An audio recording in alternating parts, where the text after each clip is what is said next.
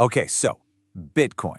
You've heard the name a million times, right? It's all over the news, it's all over the internet, but what is it really? Beyond all the hype, it represents a pretty radical new idea about money. And in the next few minutes, we're going to break down exactly what that idea is in a way that's simple and super clear. So let's just get right to it. The most fundamental question of all. What is this thing really? All right, let's start with the absolute basics, a super simple definition. At its very heart, Bitcoin is just digital money. It's the original cryptocurrency, the one that started it all. But here's the thing. That simple definition kind of hides the really revolutionary idea behind it. The magic isn't just that it's digital. It's how completely different it is from the money you and I use every day. So just how different are we talking? Well, the best way to see it is to put it right next to the money we all know and use, like dollars or euros. You see, with traditional money, you've got governments and big banks in charge, right? They call the shots, they decide its value, and they control who gets to use their systems. Bitcoin, it just flips that whole idea on its head. There's no CEO, no central bank, no single boss in charge. None.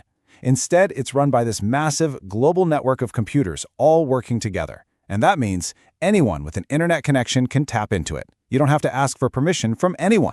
So if you remember anything, remember these three things. 1, it's purely digital. 2, it's not controlled by anyone. And 3, it runs on a network that's totally open and global. It's that combination that makes Bitcoin such a potential game changer.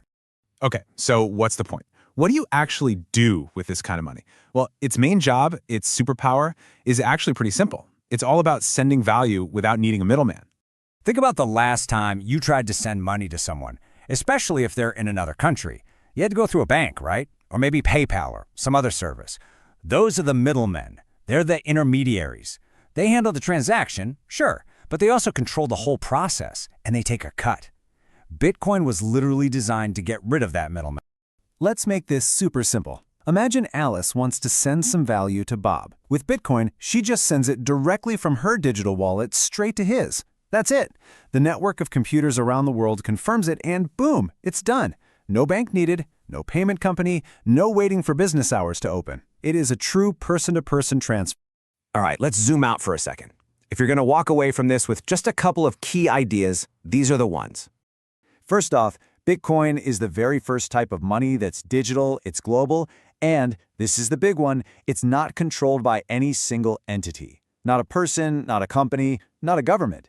That last part is what makes it totally different from pretty much every other currency we've ever had. And second, because it's not controlled by anyone, its main superpower is letting you send value directly to anyone else on the planet. You don't need to ask for permission from a bank or any other gatekeeper. You just send it. And that really leaves us with this one huge question to chew on.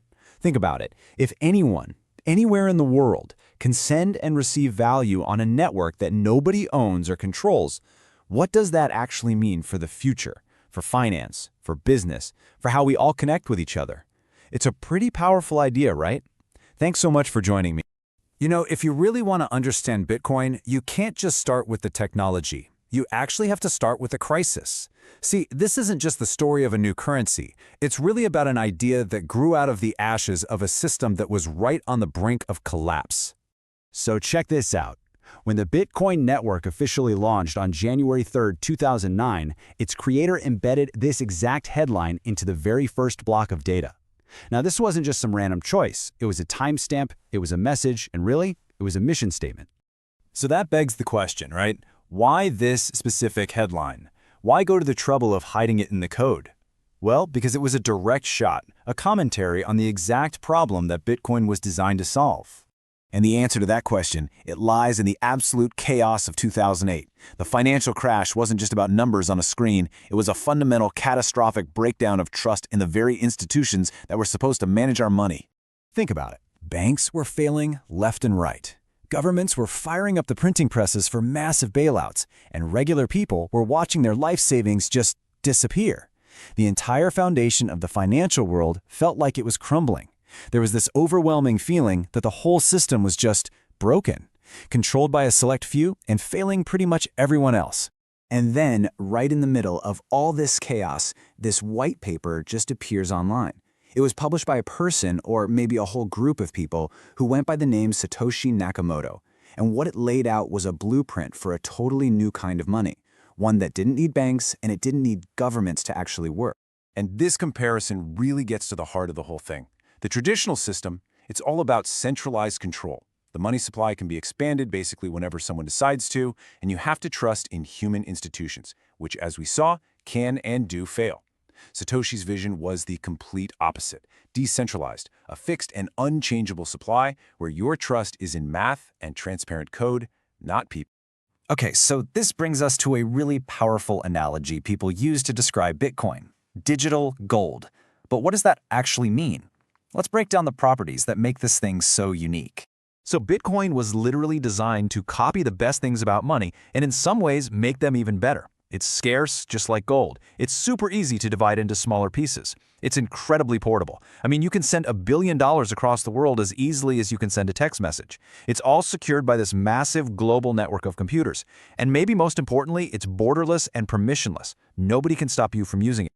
Now, this is arguably Bitcoin's most important feature. Its scarcity. There will only ever be 21 million Bitcoin, period. And that limit isn't some policy that can be changed later. No, it's hard-coded right into the system itself. This is absolute, predictable scarcity. All right, so how does this whole thing actually work under the hood? The technology is called the blockchain, and I know it sounds really complex, but the main idea is surprisingly simple.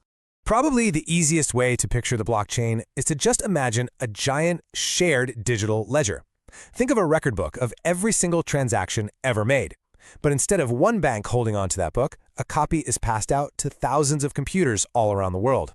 That radical transparency makes it incredibly hard for anyone to cheat or tamper with it.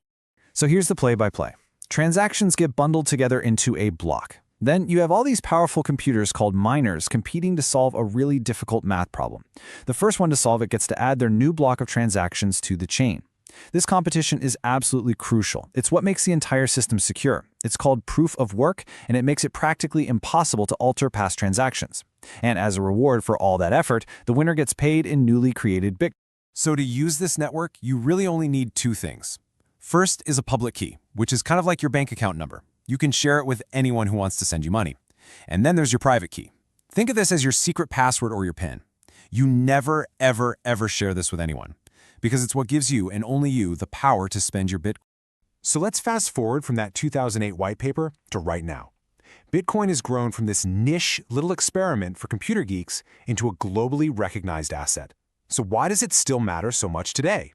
Well, just consider this for a second. By early 2026, the total value of all Bitcoin in circulation had soared to roughly $1.8 trillion. Yeah, this is definitely not a niche experiment anymore. It's a major player on the global financial stage. And to put that giant number into perspective, Bitcoin's market value is now bigger than most of the world's biggest companies. It's even larger than the entire economic output, the GDP, of many well-known countries. That just goes to show you the immense scale and significance we're talking about here. And you know, its relevance goes way beyond just the price. We're now seeing huge corporations and investment funds adopting it.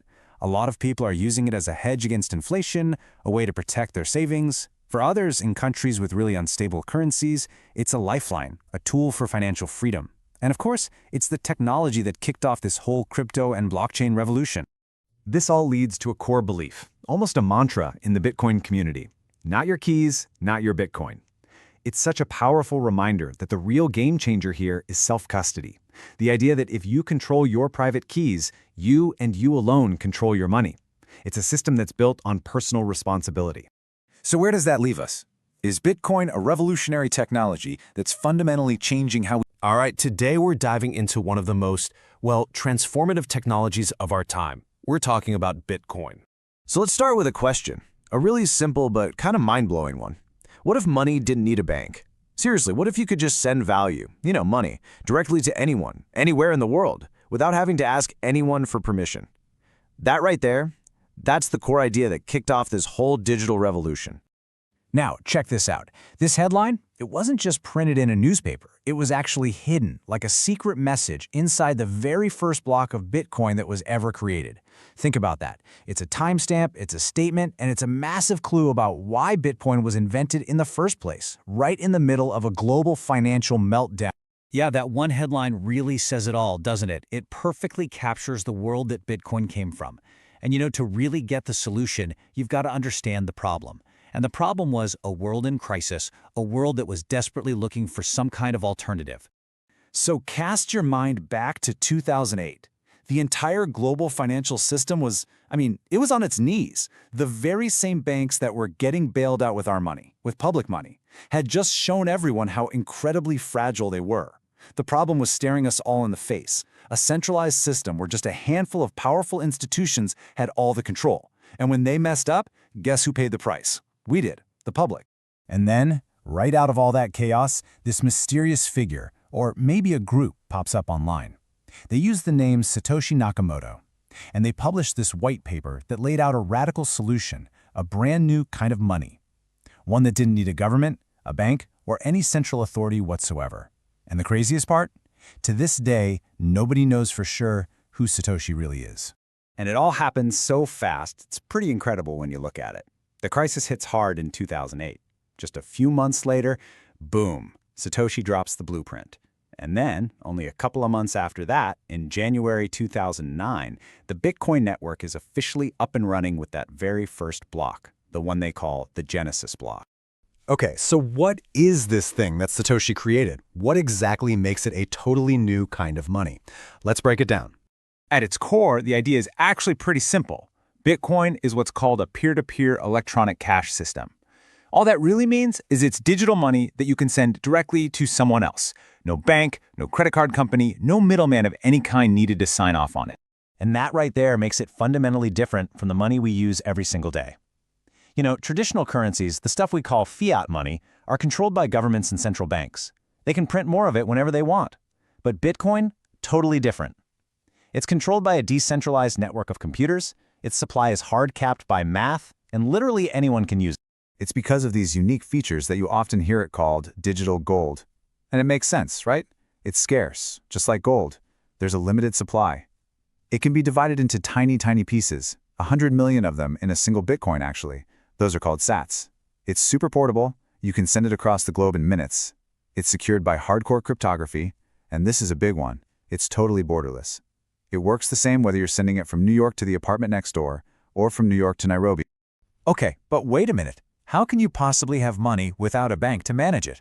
How can you trust that it's real and secure? Well, that brings us to the engine that makes the whole thing run. The magic behind Bitcoin is a technology called the blockchain. And honestly, the easiest way to picture it is like a giant shared spreadsheet that the whole world can see. Every single transaction gets recorded on this spreadsheet, and thousands of computers all over the planet keep a copy of it. That makes it totally transparent, and because everyone has a copy, it's practically impossible for anyone to cheat or tamper with it. So here's what happens when you make a transaction. Let's follow the journey. First, you send some Bitcoin. That transaction gets broadcast to the whole network. Then, these really powerful computers called miners jump in and verify that everything is legit. After that, your transaction gets bundled together with a bunch of others into a new block. And finally, that block gets locked in and permanently added to the chain, hence blockchain. So you can think of these miners as like the decentralized security guards for the whole network. They use a ton of computing power to solve these incredibly complex math puzzles. And by doing that, they confirm all the transactions, they keep the ledger secure, and as a reward for all that work, they get paid in brand new Bitcoin. And that whole process, that's what we call mining. So think about this. An idea that started as just a paper published online in 2008 has exploded into something, well, absolutely massive. Let's take a look at just how big Bitcoin has become today. This number right here is the magic number, 21 million. It's literally hard-coded into the system. There will only ever be 21 million Bitcoin created, not a single one more. This absolute, predictable scarcity is at the very heart of what makes it what it is. And now look at the contrast. You have that fixed, scarce supply, and it's powering a global market that's valued at over $1 trillion. To put that in perspective, that means this one digital asset is bigger than the entire economies of many countries around the world. And we're way past the point of this being some niche, nerdy thing. We're talking about major institutions, huge corporations holding it on their balance sheets. Millions and millions of regular people are using it as a store of value, a way to protect their savings from being eaten away by inflation. And for so many people around the world, it's become a really vital tool for financial freedom. So let's zoom out for a second.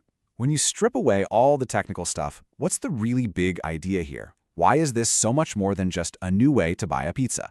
The core idea is truly revolutionary. It's this shift in thinking. It's the idea that our money doesn't have to be controlled by a small group of people in a boardroom. It can just be a protocol, like the internet, something governed by math and a global community of users. So if you take away anything from this, here's why it really matters. First, it was a direct response to the cracks we all saw in the traditional financial system. Second, its predictable, fixed supply makes it a potential shield against inflation, against your money losing. All right, today we're going to break down one of the most important and honestly one of the coolest pre-programmed events in the entire crypto world, the Bitcoin halving. But before we get into the nitty-gritty, just think about this for a second. What if the money in your wallet, the money in your bank account, suddenly became twice as hard to get? And what if that happened on a totally predictable schedule, like clockwork, forever? Well, that's the wild idea we're exploring today. Okay, so how does this whole predictable rarity thing actually work? Let's dive in. You can think of the Bitcoin halving as the engine that creates something totally new, digital scarcity. So the Bitcoin halving is an event that's literally hard-coded into Bitcoin's DNA. Every time these powerful computers called miners verify a bunch of transactions, which is called a block, and add it to the public ledger, they get a reward. The halving cuts that reward, you guessed it, in half. And this isn't random. It happens automatically every 210,000 blocks, which works out to just about every 4 years. Okay, so what does that actually mean for us right now? Well, after the last halving in April 2024, the reward for mining a new block is 3.125 Bitcoin. Just the day before that, it was double, 6.25. And 4 years before that, 12.5. You can kind of see the pattern here, right? But why? I mean, why would you build a system that intentionally reduces its own output over time? The answer to that is maybe the single most important concept behind Bitcoin's value, creating true digital scarcity. And this slide really lays it all out. On the one hand, you've got traditional currencies, like the dollar. A central bank can just decide to print more whenever they want, which, can lead to inflation and make the money you've saved worth less. But Bitcoin, on the other hand, is the total opposite. The new supply is completely predictable, it's transparent, and it's guaranteed to slow down over time. This creates a kind of deflationary pressure, which is exactly why people call it digital gold. And all of this, it all leads to that one magic number, 21 million.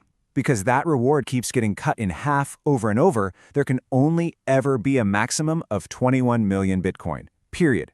That hard, unchangeable cap is what gives the whole system its fundamental scarcity. And look, this isn't just some theory on a whiteboard. We have over a decade of real-world data showing this thing working just like a clock. So let's take a look at the history. Believe it or not, we've actually seen this whole cycle play out 4 separate times now. It all started way back in 2012 when Bitcoin was just a baby, and it's kept going right on schedule through 2016, 2020, and just recently in 2024. Okay, just look at these numbers, it's kind of wild. Back in 2012, when the reward was first cut to 25 BTC, the price was only about $12. By the 2016 halving, it had jumped to around 650 bucks. Then in 2020, it was close to $9,000, and by the 2024 event, it was over $60,000. I mean, the trend it's pretty hard to ignore, isn't it? As the new supply gets squeezed, the price at each of these events has just been dramatically high. And that, of course, brings us to the part everyone really wants to talk about, the price. What happens when all of a sudden something valuable becomes twice as hard to get? Economists have a term for this. They call it a supply shock. So let's rewind the clock. Let's go all the way back to the very first cycle in 2012. So back then, Bitcoin was trading for, get this, about 12 bucks when the halving happened. But in the year that followed, as that new, smaller supply started hitting the market, the price just exploded, soaring all the way to over $1,000. Okay, so was that just a fluke? A one-time thing? Well, the market was about to find out in 2016. So this time around, the price at the halving was about $650. But then, just 18 months later, it peaked at nearly $20,000. Yeah, you heard that right. A clear pattern was definitely starting to show up. All right, that brings us to the most recent completed cycle, the one that kicked off back in May of 2020. At this point, the price was already way higher, around $8,700. And what happened? Well, once again, in the year and a half that followed, Bitcoin went on an incredible rally to its all-time high of about $69,000. It really solidified this powerful historical correlation. Okay, now hold on. before anyone gets too carried away, we have to put a giant asterisk on all of this. It is absolutely crucial to remember that this is a historical pattern, not a law of physics. Past performance never, ever guarantees future results. Which brings us to today. So, what happens now? We are right in the middle of the 2024 cycle, and honestly, for the first time, the landscape looks very different. You see, as powerful as the halving is, it's not the only game in town, not by a long shot. The price is also hugely influenced by things like the global economy, what governments decide to do with regulation, how many people are actually using Bitcoin, even how the miners themselves behave. And this cycle, we have a massive new player on the field. The launch of Bitcoin ETFs, which are bringing huge institutional money into this space for the very first time. And all of this leaves us with $1 million question, or maybe the multi-trillion-dollar question that everyone is asking. With these new powerful forces like ETFs now in the mix, will the historical 4-year cycle and that post-halving rally happen all over again? Or, after more than a decade of predictable clockwork, is this time finally different? That's what the entire world is watching. Welcome to The Explainer. You know, when we talk about Bitcoin, we often think of it as just digital money. But really, at its core, it's this incredible fortress built on nothing but pure math. So today, we're going to grab the keys and take a look inside to see how this whole thing actually works. So here's the big question, right? This is the whole reason Bitcoin even exists. How do you trust digital money when there's no bank in the middle? I mean, without a central authority, what's to stop me from sending you some Bitcoin and then turning around and sending the exact same Bitcoin to someone else? How on earth do you build a system that's all about trust without having to trust a single person or company? Okay, so Section 1, the trust problem. Before we dive into any of the tech stuff, the code, anything like that, we've got to understand that this isn't just a computer science problem. It's a human problem. It's about figuring out how two people, literally anywhere in the world, can send value to each other and be absolutely certain it's real, all without a middleman taking a cut or giving permission. And the solution that Bitcoin came up with, well, it's pretty incredible. Instead of putting your faith in a big bank or some other institution, the system asks you to put your faith in math. It completely replaces the idea of trust with cryptographic proof. So the system isn't secured by people who can make mistakes or be dishonest. It's secured by computation that anyone can verify for themselves. Right, so how is this trust actually built? What's the secret sauce?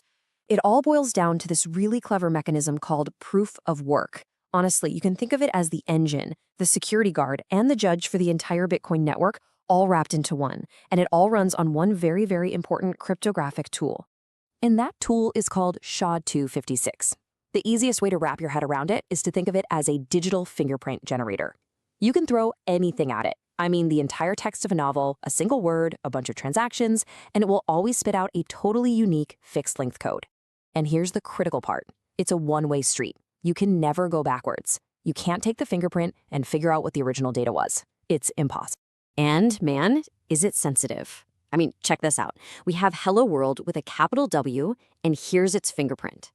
Now, just change that to a lowercase w, a tiny, tiny change. And boom, the fingerprint is completely, totally different. It's not similar at all.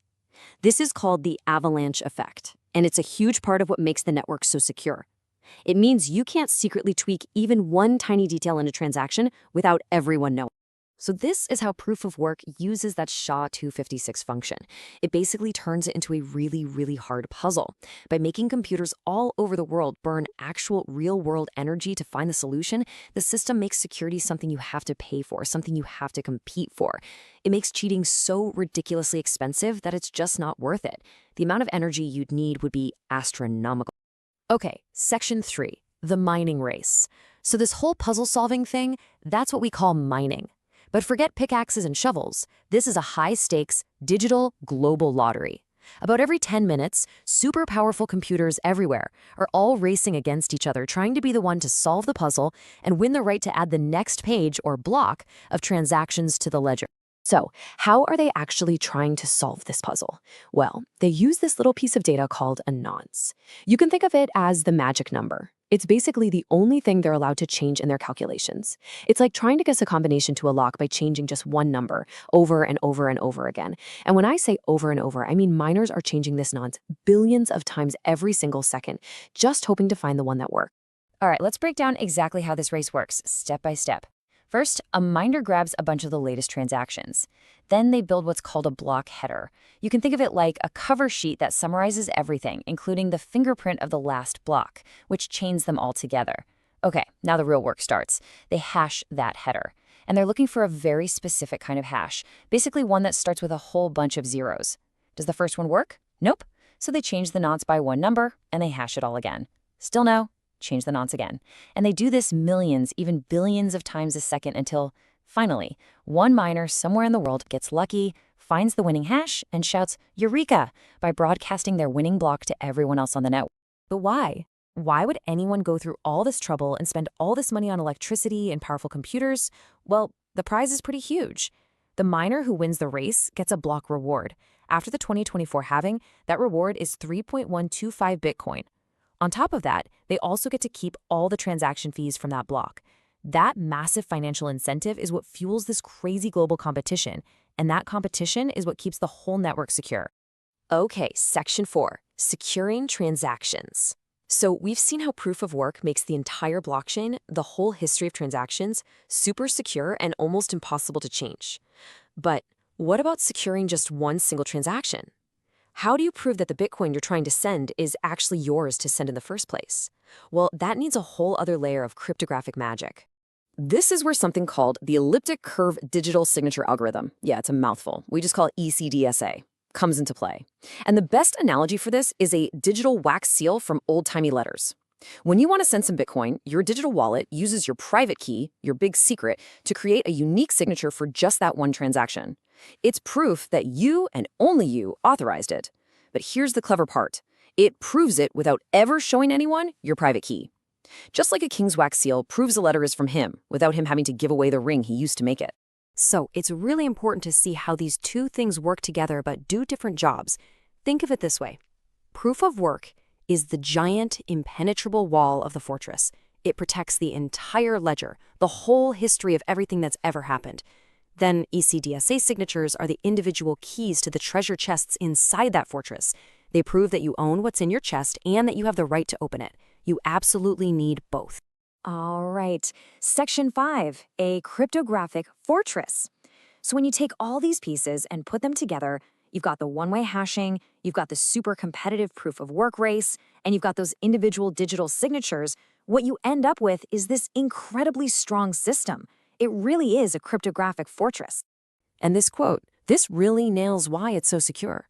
See, because every single block is mathematically changed to the one that came before it. Trying to go back and change something in the past is, well, it's almost impossible.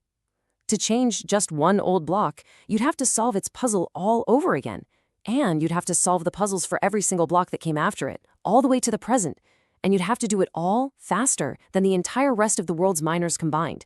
The cost, the sheer amount of energy required, would be absolutely insane. So there you have it. This is the toolkit that makes Bitcoin tick.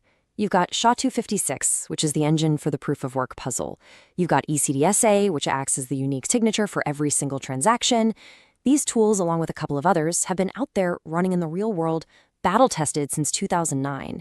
And all together, they create this amazing system that lets us have trust without a trustee. And all of this leaves us with a really big question to chew on, doesn't it?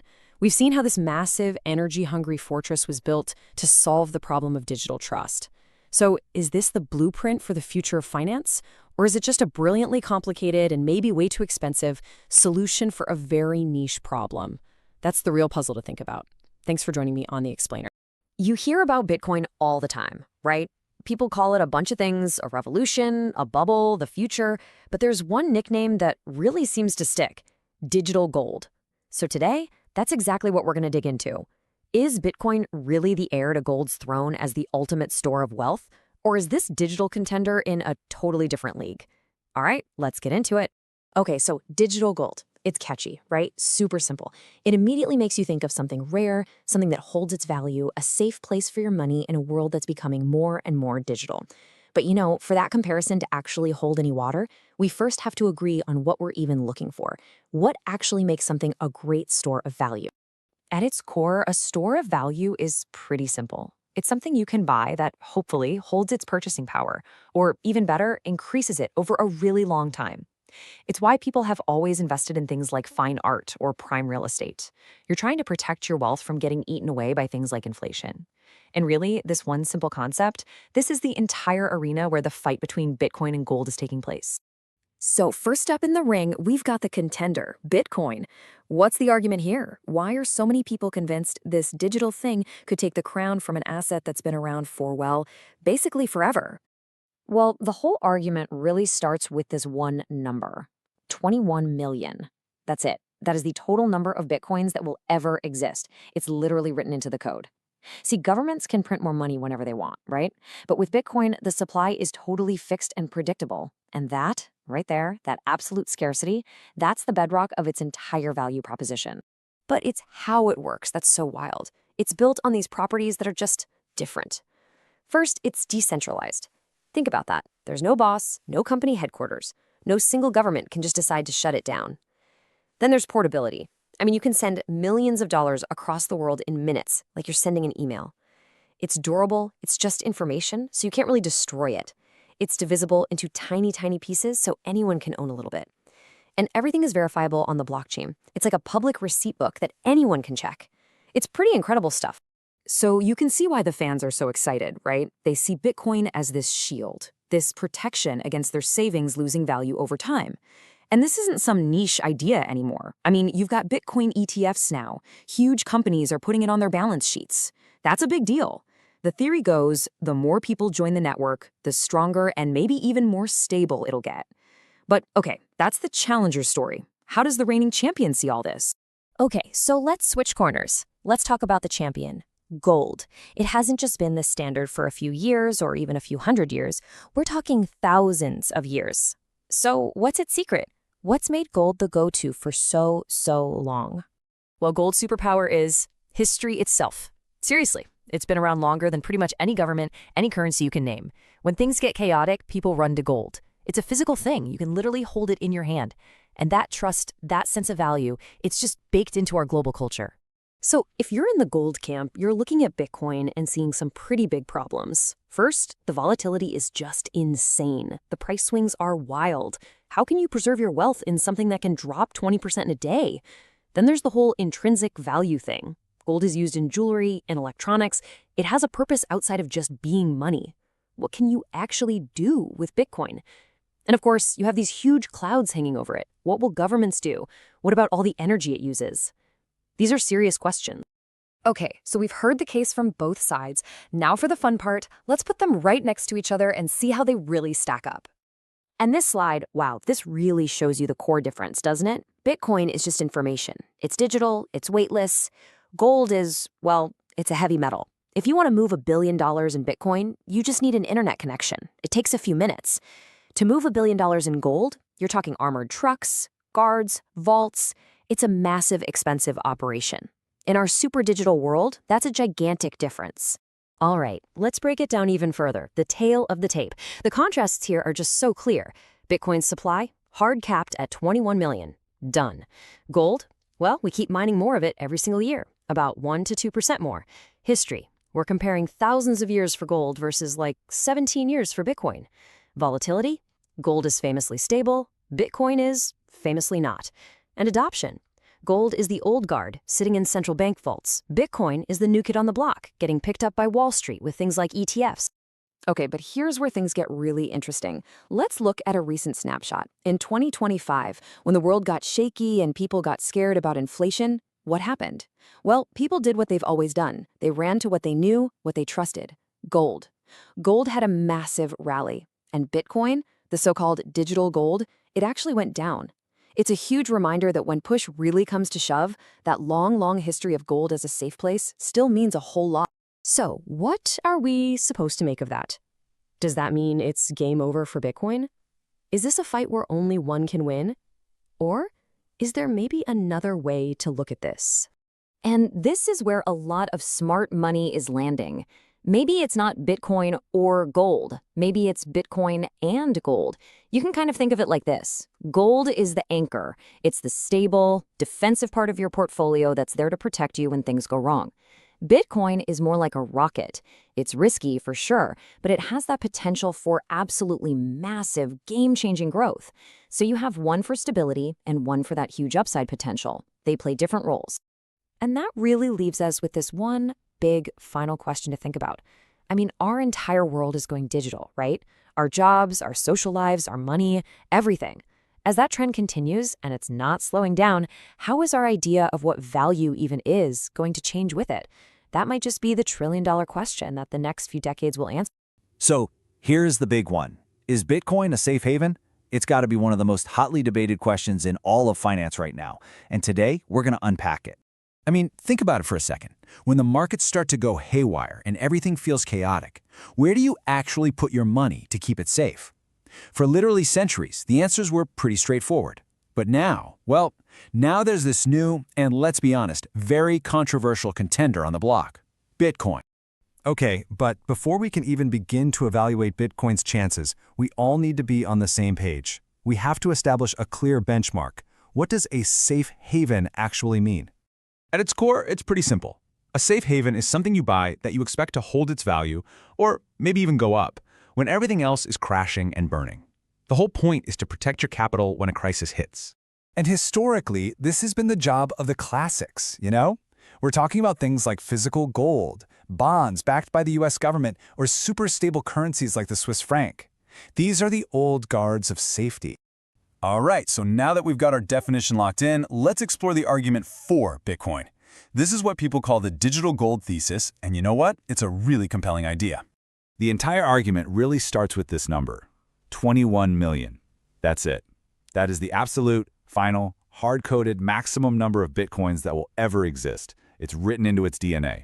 And that scarcity, that's a huge part of its appeal, especially in a world where governments can, and do, print their own currencies pretty much whenever they want.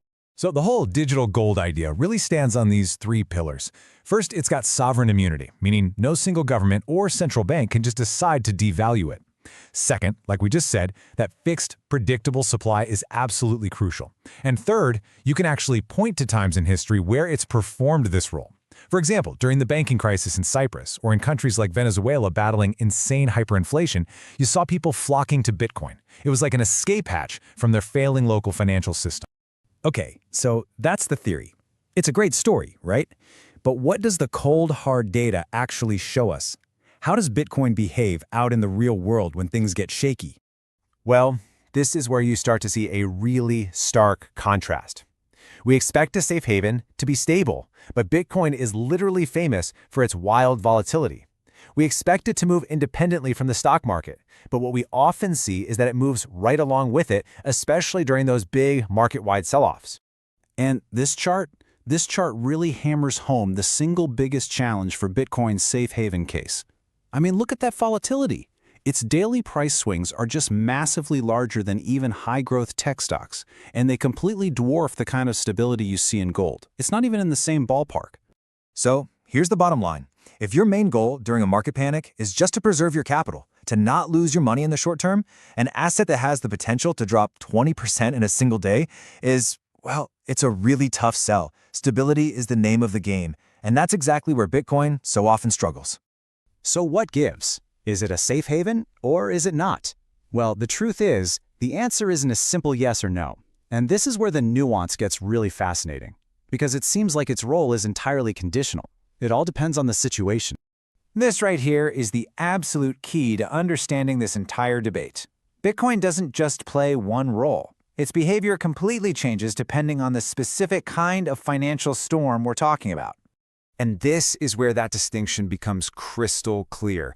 When you have a crisis of confidence in a specific government's currency, think Venezuela's hyperinflation, Bitcoin acts like a life raft. It's the safe haven people are looking for. But in a broad market panic, like what we saw in March of 2020, when everybody scrambles for cash, Bitcoin sells off hard, right alongside all the other risk assets. Okay, so we've looked at both sides of the coin, pardon the pun. Let's try to bring this all together and land on a clear, final takeaway based on everything we've seen. So after all of this, what's the simple answer? What's the bottom line here? You know, the best way to think about this is that we're talking about two totally different jobs. A traditional safe haven, like gold, is all about short-term safety. It's about preserving your capital during a panic. Bitcoin, on the other hand, is increasingly viewed as a strategic hedge, and that's about long-term risk protection against things like slow and steady currency debasement and inflation. So let's just be direct. The verdict is in, Bitcoin is not a traditional safe haven. It just isn't. It's not a tool you use for short-term stability. But what it is a powerful, long-term strategic hedge against inflation and a loss of faith in traditional money. It's a completely distinct, high-risk asset that plays by its own set of rules. And that, of course, leaves us with one final massive question for the future. As Bitcoin continues to mature, as big institutions get more involved, will its legendary volatility finally start to calm down? Could it eventually behave more like gold? Or is its wild, unpredictable nature just a permanent feature, making it destined to always be the ultimate financial wildcard? That, right there, is the billion-dollar question. You know, for the longest time, getting into Bitcoin felt a little bit like heading into the Wild West, right? It was full of complex tech and some pretty serious security risks. But in early 2024, everything changed. Today, we're diving into Bitcoin ETFs, the financial tool that basically just built a super sturdy bridge, making crypto accessible to pretty much everyone.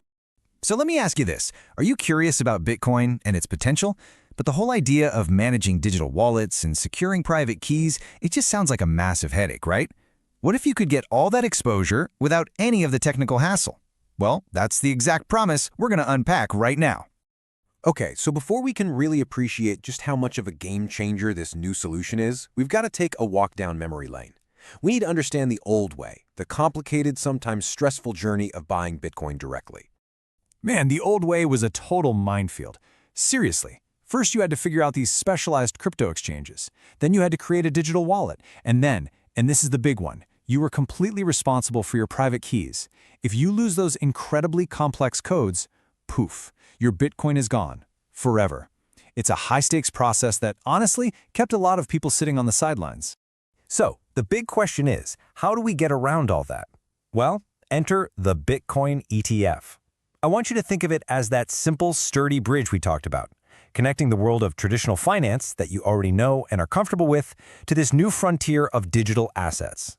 So what is this thing really? At its heart, a Bitcoin ETF, that's an exchange-traded fund, it does one simple thing. It tracks the price of Bitcoin. You can buy and sell shares of it on a regular stock exchange just like you would a stock. And here is the absolute key. You get exposure to Bitcoin's ups and downs without ever having to actually buy, store, or secure the cryptocurrency yourself. And when you put them side by side, the difference is just night and day. Forget crypto exchanges. You're using your same old brokerage account. Forget worrying about wallets and keys. The ETF provider takes care of all that security. You're basically swapping the high-wire act of doing it all yourself for a familiar, regulated financial product. Okay, but here's the crucial point. Not all of these bridges are built the same. There are two main types of Bitcoin ETFs you really need to know about: spot and futures. And trust me, the difference between them is a big deal. Let's start with a spot ETF. This is the one that's been making all the headlines recently in the US, and it does exactly what it sounds like. It directly owns and holds actual Bitcoin, so its value is tied directly to the real-time or spot price. A futures ETF, on the other hand, is a different beast. It doesn't hold any Bitcoin at all. Instead, it holds contracts that are basically bets on what Bitcoin's price will be in the future. All right, let's put some real-world names to this so it's not so abstract. The huge news back in January 2024 was the SEC finally giving the green light to spot ETFs in the US. This was after years of them saying no, mostly over concerns about market maturity and custody. This includes some heavy hitters like BlackRock's IBIT and Fidelity's FBTC. Now, the futures ETFs, like BITO, they've been around a little longer. The key takeaway here is that spot ETFs are a direct mirror of Bitcoin's current price because they actually hold the asset. All right, so we get the what and the how. Now let's talk about the why. What are the actual benefits that are getting so many investors excited to cross this new bridge? And honestly, the appeal here is pretty hard to argue with. First, it's just accessible. You can buy and sell right from your regular brokerage account. Then you've got simplicity and security. The provider handles all the complicated, scary stuff. And maybe most importantly, these are regulated products. That offers a layer of oversight that just isn't there when you're on your own. You get all of this with the same easy trading you already know from buying stocks. But of course, no bridge is perfect, right? Every single one has its tolls, and you've got to watch out for potholes. So it's absolutely vital to understand the costs and the risks that come with Bitcoin ETFs before you even think about investing. So first up, let's talk about the toll. That's the fee.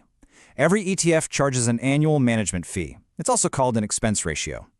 For these new spot Bitcoin ETFs, the fees have been super competitive, usually somewhere between 0.2 and 0.3%.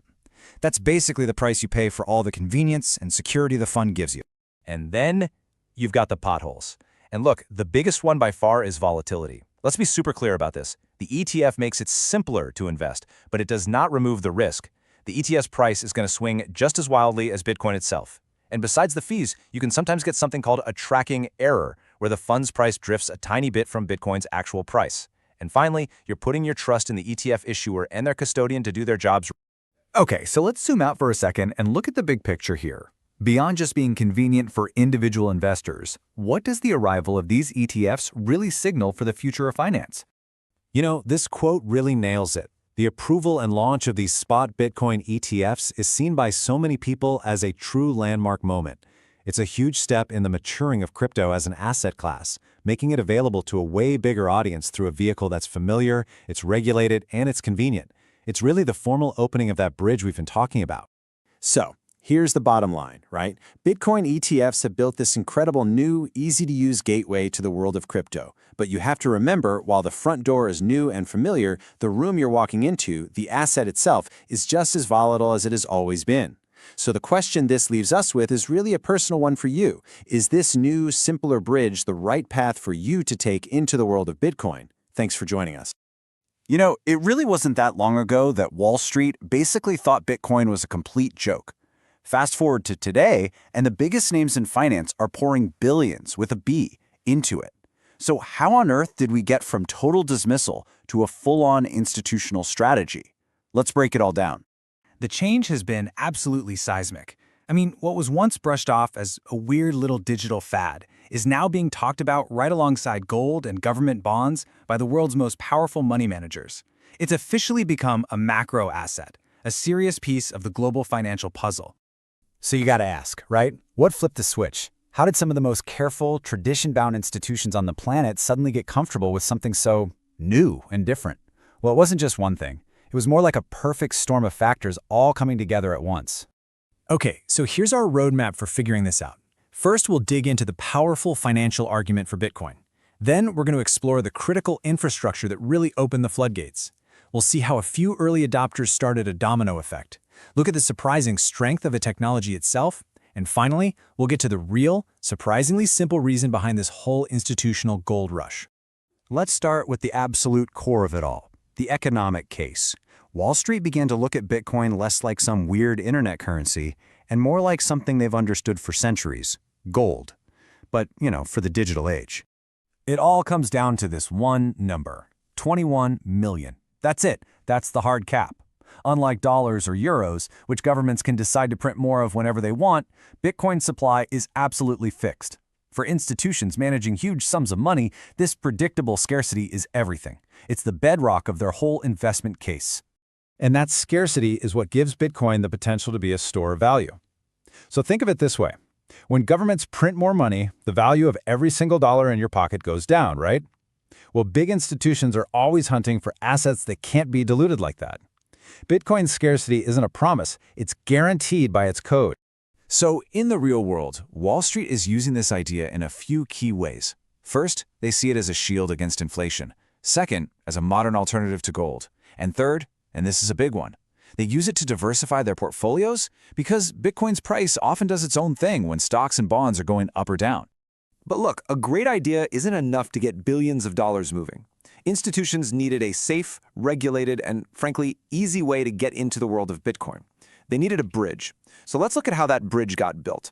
And this definitely didn't happen overnight. The real groundwork started getting laid back around 2018 with things like insured custody services.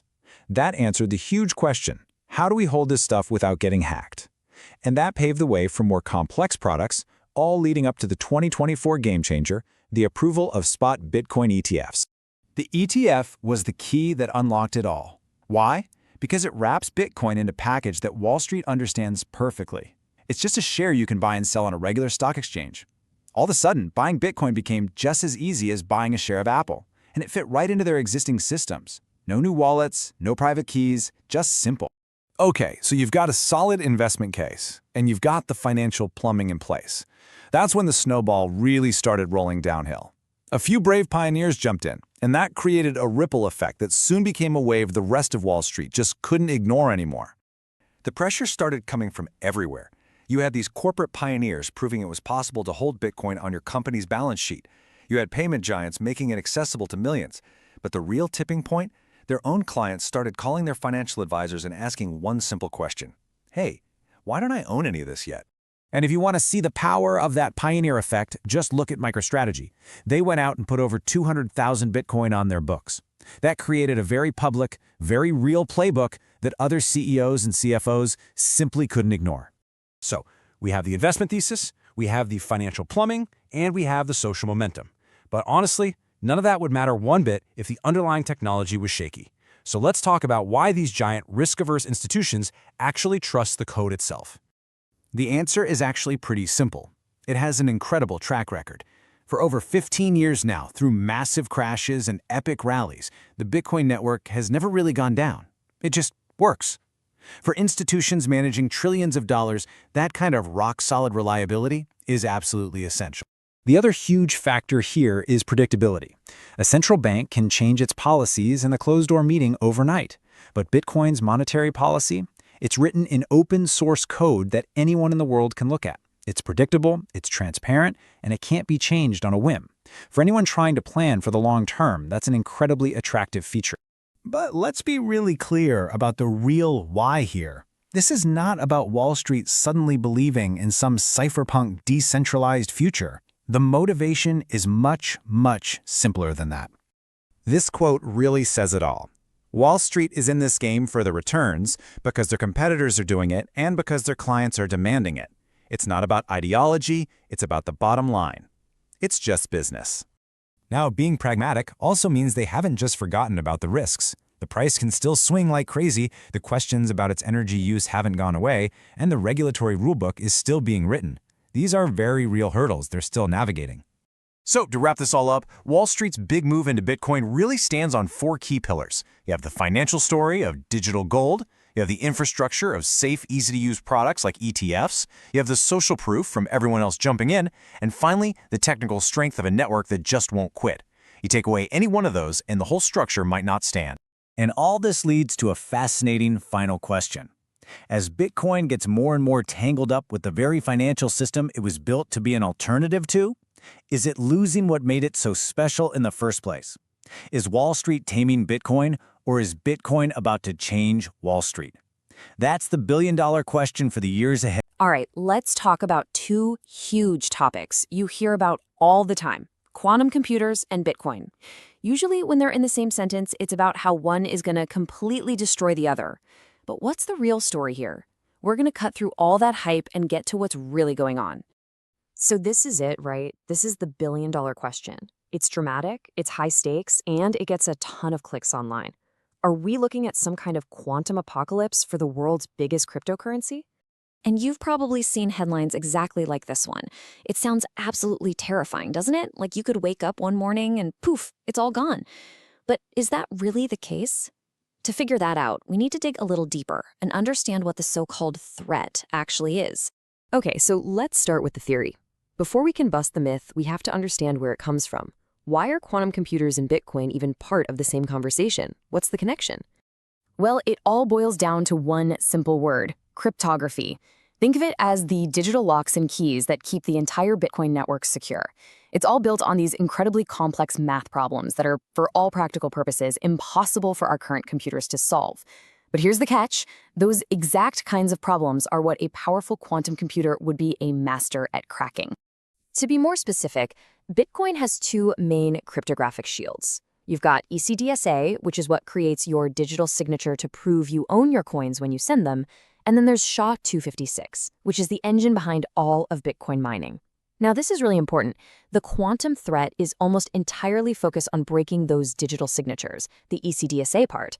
The mining part, not so much. And we'll see why in just a second. So, let's just imagine for a moment. Let's say some supervillain actually builds a quantum computer powerful enough to attack Bitcoin. What would they do? What would the playbook for a quantum crypto heist actually look like? Here's how the theory goes. Step 1, the attacker finds a Bitcoin address that's already been used to send money. Why? Because that transaction reveals the public key.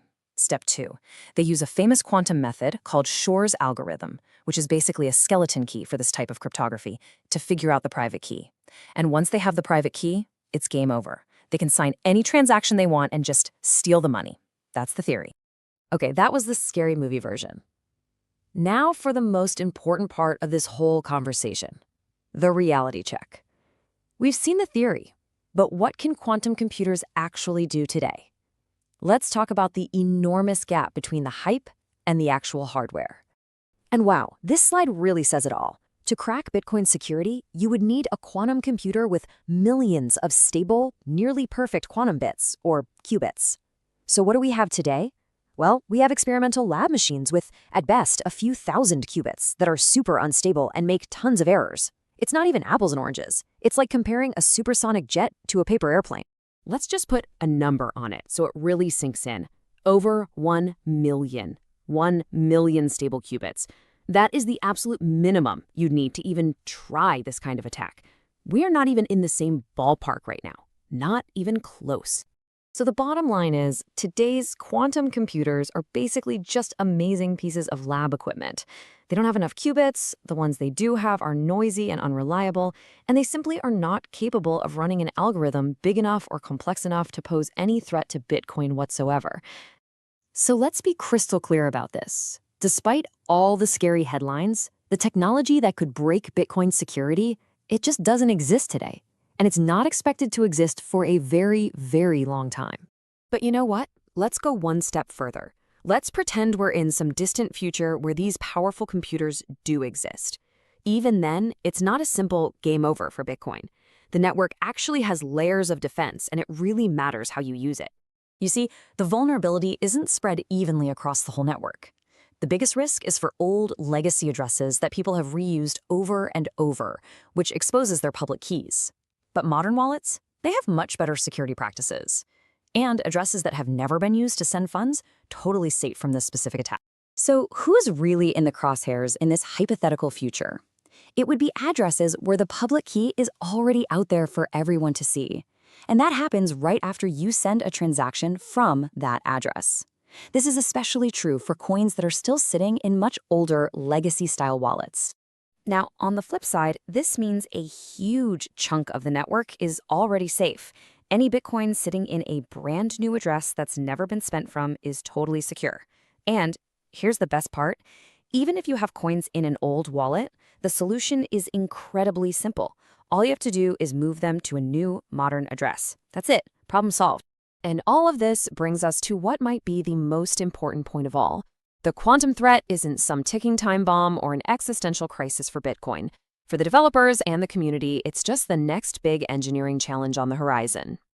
You have to remember, Bitcoin isn't some static piece of code that was written once and left alone. It's a living, breathing protocol that is constantly being upgraded and improved. I mean, we've already seen massive upgrades like SegWit and Taproot change the network for the better. This is just the next step in that evolution. And the great news is, the work is already happening. This isn't some last-minute panic. Smart people in the space are already researching and developing new types of digital signatures that are immune to quantum attacks. When the time comes, the network can be upgraded, and everyone can safely transition their coins to the new system. So if you actually lay this all out on a timeline, the picture becomes really, really clear. Right now, today, we're in the R&D phase. The actual protocol upgrades could be rolled out over the next 5 to 10 years, nice and easy. And the real threat? Most experts agree that's likely still decades away. Bitcoin has a massive head start in this race.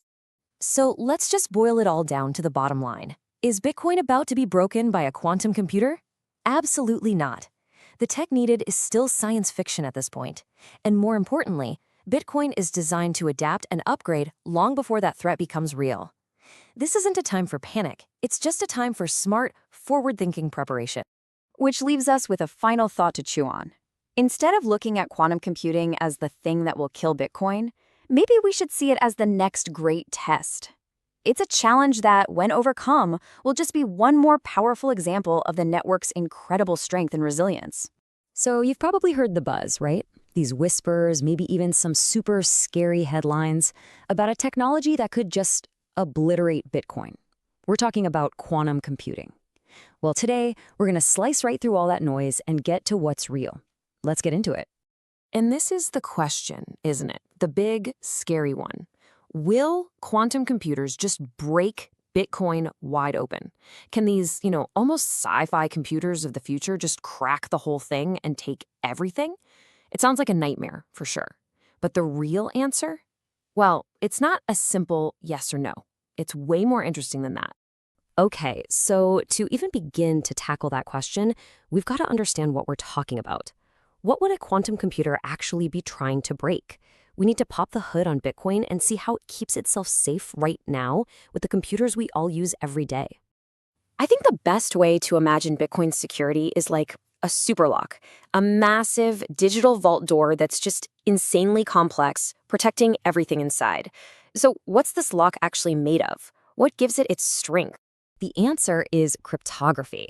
It's this whole field of secret codes and secure communication. And in our analogy, cryptography is the steel. It's the gears. It's all the complicated bits inside that make our digital safe so tough to crack. It is the strength. And the way this all works is actually pretty cool. You've got two parts. There's the public key. Think of that as the mail slot on your vault. Everyone can see it, and that's how people send you Bitcoin. But then there's the private key. That is your secret. It's the only thing in the universe that can open that vault and get to what's inside. So what about just guessing the private key? With a normal computer? Forget it. It is just not going to happen.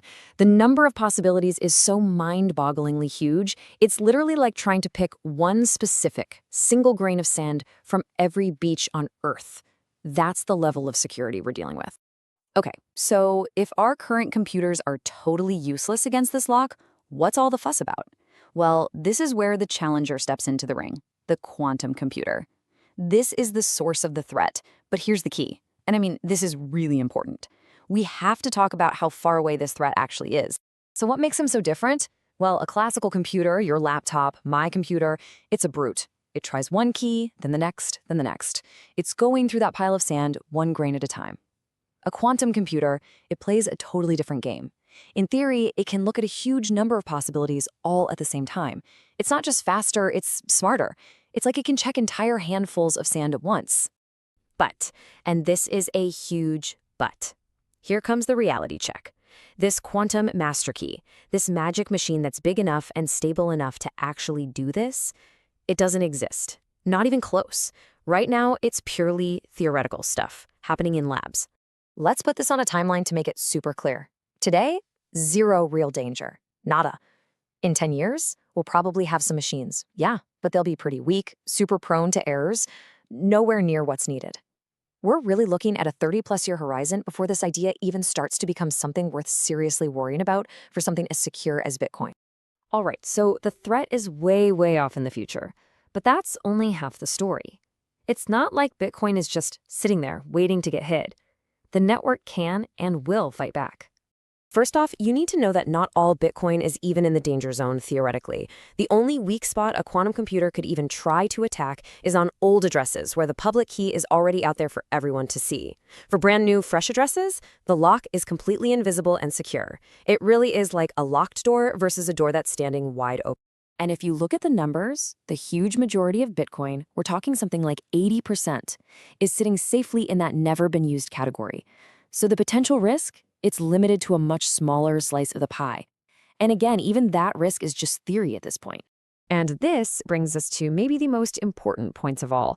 Bitcoin isn't some ancient relic carved in stone. It's not frozen in time. Think of it more like the software on your phone, right? When a new security bug is found, what does Apple or Google do? They push out an update and you install it. Problem solved. Bitcoin works the same way. Believe me, the people working on Bitcoin are totally aware of this quantum stuff on the horizon. There's already a clear path forward. The network can literally swap out its current cryptography for a new quantum-proof version. It would mean adding new kinds of digital signatures that a quantum computer just couldn't break. And if you're sitting there thinking, whoa, can they really do an upgrade that big? Just look at Bitcoin's history. It's already had huge, successful upgrades in the past, things like SegWit and Taproot. The community comes together, agrees on a change, and it happens. There's a track record here. The network is built to evolve. Okay, so we've covered a lot. Let's pull it all together. What are the main things you absolutely need to walk away with? Let's get right to the final takeaways.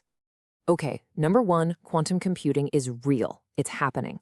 Number 2, the threat to Bitcoin is not now. It's a long, long way off. 3, Bitcoin isn't static. It has plenty of time, decades really, to adapt. And 4, for you as a user, the best defense is super simple. Don't reuse addresses. That one little habit keeps your funds in the safest possible category. So when you think about it, here's the best way to picture this whole thing. Quantum computing isn't some asteroid that's going to slam into Bitcoin tomorrow with no warning. No, it's more like a storm that you can see forming, way out on the horizon. We can see it coming. We have tons of time to watch it, to prepare, and to build a stronger shelter long, long before it ever gets here. You know, it really wasn't that long ago that Wall Street basically thought Bitcoin was a complete joke. Fast forward to today, and the biggest names in finance are pouring billions, with a B, into it.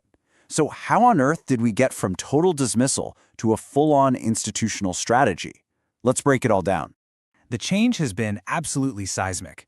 I mean, what was once brushed off as a weird little digital fad is now being talked about right alongside gold and government bonds by the world's most powerful money managers. It's officially become a macro asset, a serious piece of the global financial puzzle. So you gotta ask, right? What flipped the switch? How did some of the most careful, tradition-bound institutions on the planet suddenly get comfortable with something so new and different? Well, it wasn't just one thing. It was more like a perfect storm of factors all coming together at once. Okay, so here's our roadmap for figuring this out.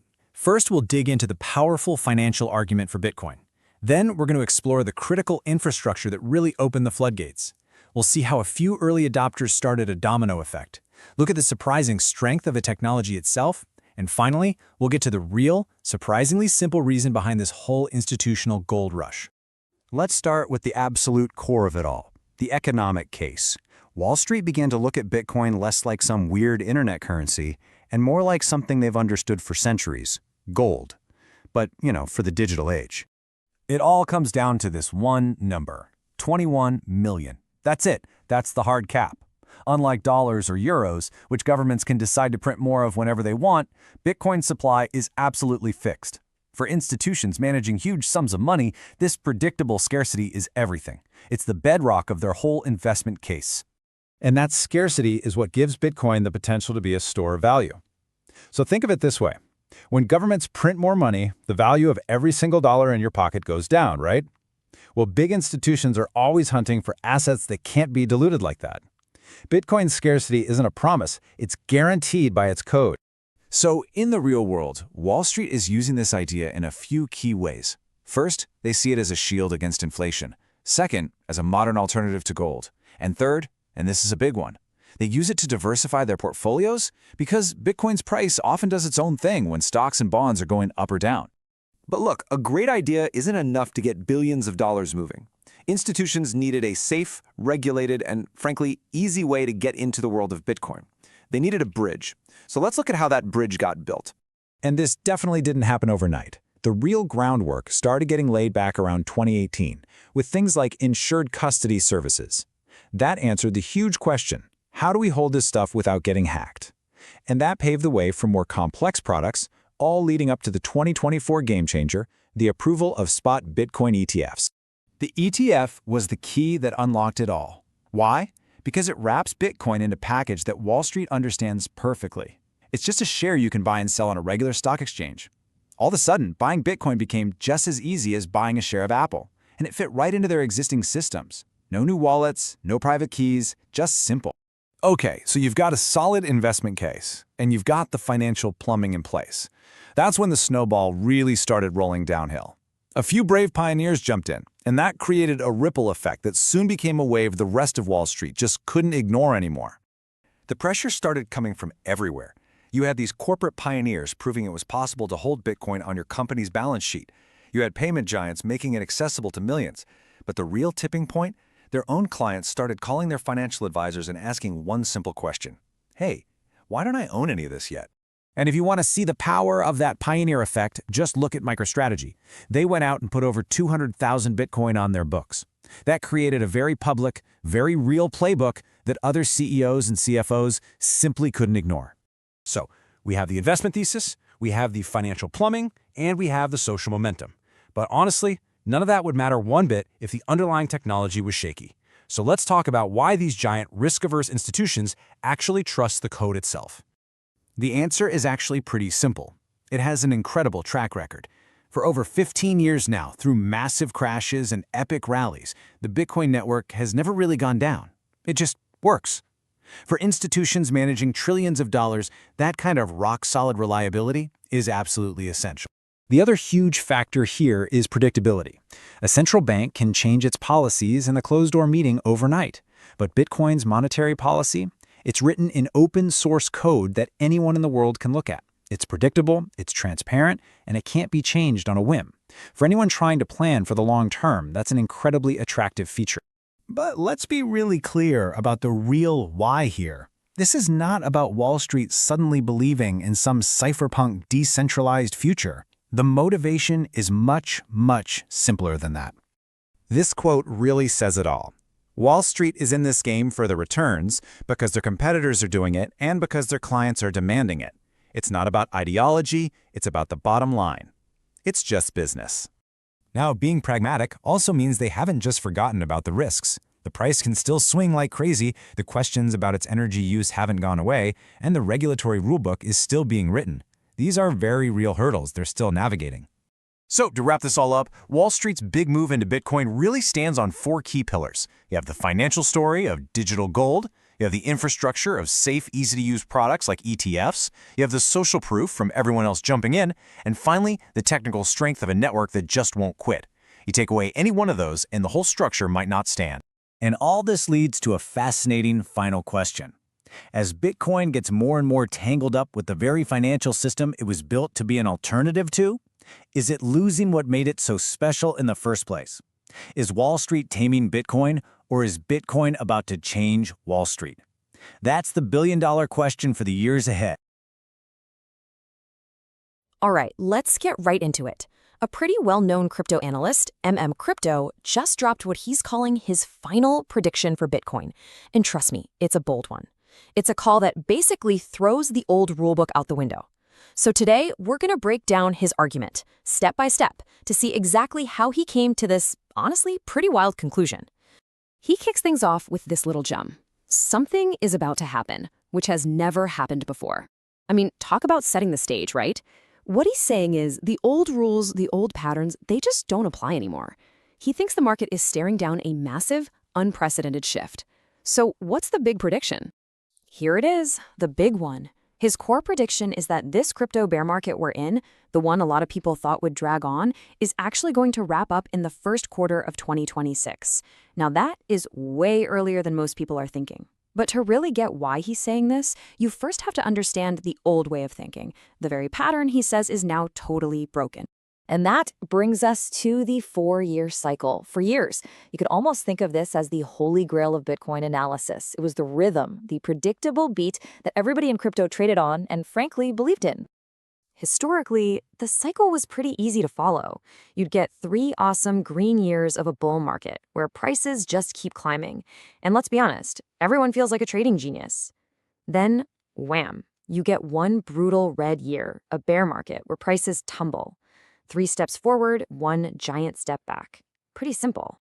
And yeah, just to make sure we're all on the same page. Bull market, prices are going up. Bear market, prices are going down. This whole up and down rhythm has basically been the story of Bitcoin from the very beginning. Until now, at least, according to Crypto. Okay, so this is where his argument really starts to take shape. He's looking at the Bitcoin chart for this year and saying, whoa, hold on a second, this is not normal. His first big clue? The supposed red year we're in, well, it looks nothing like the red years we've seen before.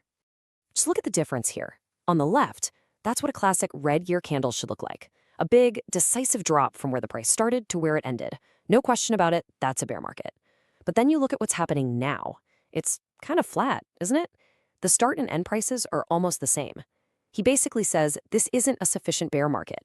which leads to the million-dollar question.